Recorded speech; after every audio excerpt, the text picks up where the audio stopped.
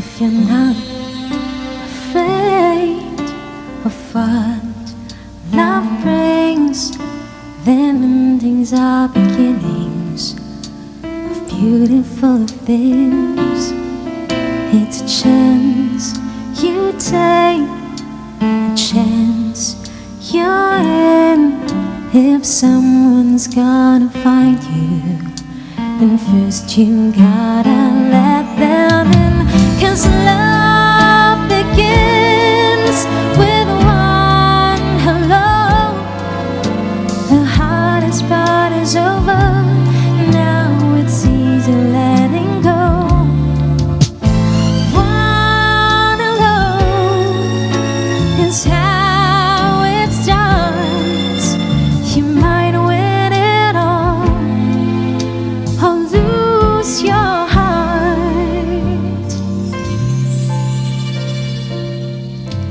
If you're not afraid of what you feel, then try and keep it simple.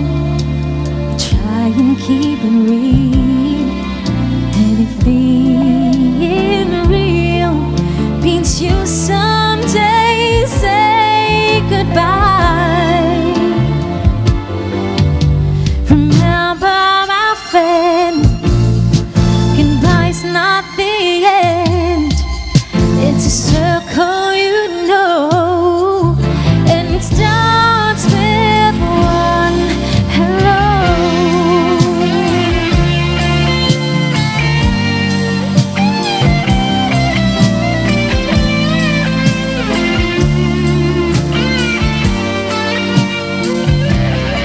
Oh, love begins with one hello.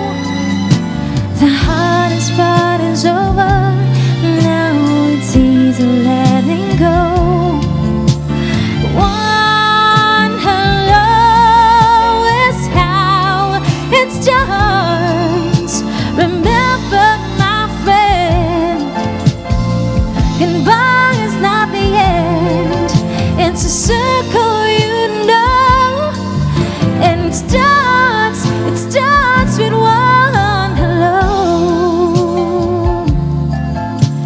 It starts with one hello.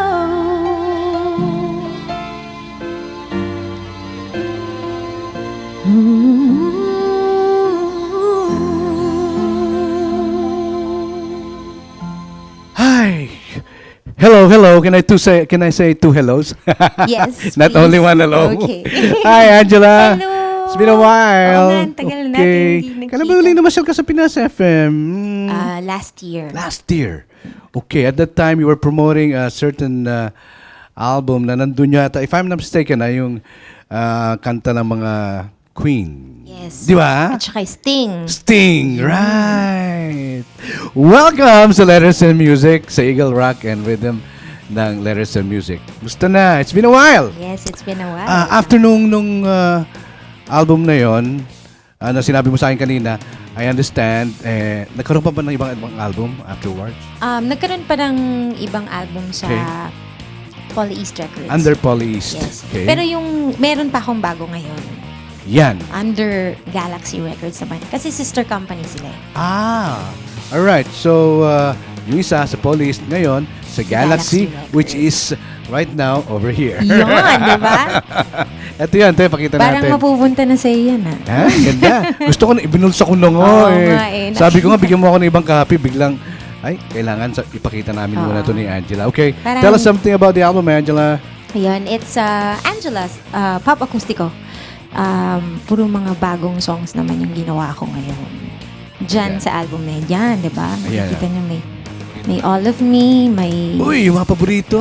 Clarity, may Happy, tapos ano pa ba? Royals, mga ganun. So Ah. parang pang bagets. Pang baget. Na- Parang sa atin. Sa atin. Galing. Yun. Segue na Yun segue. na, di ba? Galing mo Pang talaga. bagets. So, Sa mga panahon na ito. Merong mga contemporary si Angela na mga artist din na kasing level ng mga tugtugan, okay? Kasi kailan lang na meron kami naging artist din dito na acoustic ang dating, ganon. ano ang level ng acoustic ni Angela compared sa iba? Ang level ng acoustic ni Nila Angela. Angela. Oh, pag siya tumugtog ng mga acoustic na dating o unplugged ng dating. Kung ano yung nakikita nyo sa Sa album. ano yan? Pag nasa live din, ganun din si Angela. Wow! Yun. Parang may buhay na may buhay. Okay. In the same manner siguro yung estilo mo sa pagkakanta ng acoustic lalabas yan. Lalabas yan Sa live at saka live sa at sa album. album. Ganun. Doon yung pagkakaiba. Yun. Pareho sila. Pareho sila. Parang kumbaga, kung ano yung naririnig mo sa ganun na ganun din ako. Sa ibang artist. So yan, yun ang pagkakaiba. Yun. Mismo. Okay, anyway, as far as the album is concerned, nabanggit mo na nga yung mga songs na nandito, puro sikat at magugustuhan at ng mga tumatangkilik ng ganitong tugtugan, syempre. Oy, ano ba? May gusto pa bang i-plug o i-promote? Aside from that, Mamaya na yung shows. Sige, mamaya na, Facebook fan page muna. Please, Siyempre please. gusto kong ma-reach yung mga 1,000, 2,000, 10,000, ganyan. Dami. Likes, diba? So please, do like my fan page. It's Angela Torres. Yan po. Type nyo lang po sa Facebook.